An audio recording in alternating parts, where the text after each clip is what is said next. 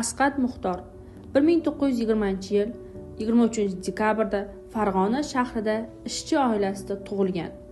Asqad Muxtor opa-singillar, tug'ilish, davr mening taqdirimda, Chinor va Amu romanlari, bir qator qissa, hikoya va dramalar, kuzatuvlarga asoslangan falsafiy lirikasi, jahon adabiyoti namunalaridan badiiy yuksak tarjimalari bilan 20-asr o'zbek adabiyotiga katta hissa qo'shgan so'z san'atkoridir.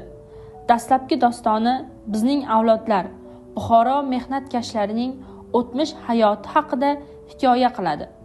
Adib ijodida o'zbek xalqining ma'naviy kamolotini ko'rsatish masalasi muhim o'rin egallagan. Bu niyatini u o'zbek ishchi sinfi hayotini tasvirlash orqali amalga oshirishga intiladi. Keyinchalik Chinor romani, opa-singillar va bo'ronlarda bordek halovat asarlarida ham bu o'z aksini ko'rsatadi.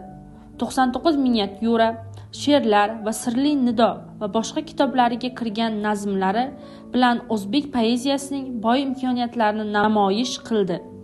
Uning poetik ijodi hayotiy mazmunga to'la, ko'proq voqeaband hajviyotga moyil. Ularda inson hayotining o'tkinchiligi, o'ylar, inson va tabiat munosabatlariga oid murakkab savdolar aks etgan. Asqad Muxtor 1997-yilning 17-aprelida Toshkentda vafot etgan.